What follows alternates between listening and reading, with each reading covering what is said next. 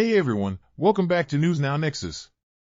If you're new here, I'm Emmanuel Bassi, and this channel is all about breaking news. Make sure to hit that subscribe button and ring the bell so you never miss out on our exciting new content. Let us dive into today's breaking news. What France is doing to Africa is the biggest violation of human rights, stealing $200 billion out of Africa every year. Let's hear from Dr. Arikana Chihombori-Quao. Let me put it this way. Maybe I lasted longer than I probably would have based on my views on France. And it's not even my view. It's basically stating the facts in terms of what France is doing to Africa. Quote-unquote independence of the former French colonies, yes. So what is happening? Because look, significant control over all of their former colonies, specifically 14 of them. Just to give you the highlights of what they did when they were giving the independence, so to speak, to their former colonies. They forced them to sign a document which they are calling the Pact for the Continuation of Colonization. You have to understand, on one hand, they are saying we're giving you independence, which turned out to be mostly political independence, but that you also have to sign this document, which is titled the Pact for the going to be independent, but you have to agree to continue to be colonized. So two countries said absolutely not. We are not going to sign those two that document. Those two countries? Mali and Guinea. Okay. And what the French did, they went into those two countries, took everything that they thought they had brought to those two economies, poured concrete into the sewage pipes, and completely devastating the two economies. This was done as a way of letting the other countries know that if you do not sign this document, this is the fate that awaits you. Impacted them terribly, terribly, terribly. If you look at it, you give up your, the Pact for the Continuation of Colonization said those countries were expected to deposit 85% of their bank reserves back then with the French Central Bank under the control of the French Minister of Finance.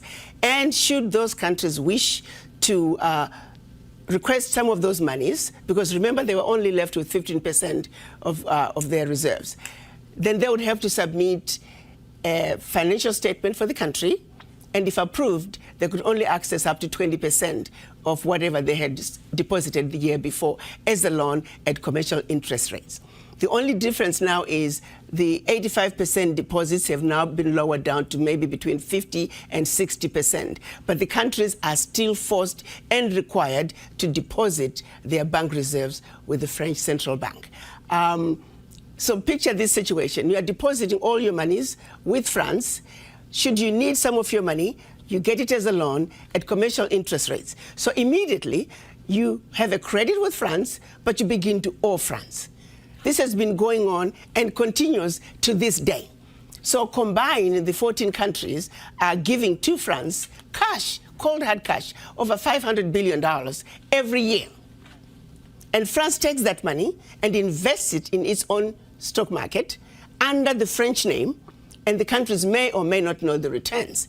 Currently, for every 14 billion that France takes out of Africa, by the time they finish investing it in the French stock market, they are realizing upwards of 300 billion. So you do the math to see how much money France is taking out of Africa every year. And yet France has the audacity to then look at African countries and call them poor countries. Why would poor African countries give $500 billion to France year in and year out? What really gets me the most is, how does the world sit back and watch this carnage take place in Africa? Where is the United Nations?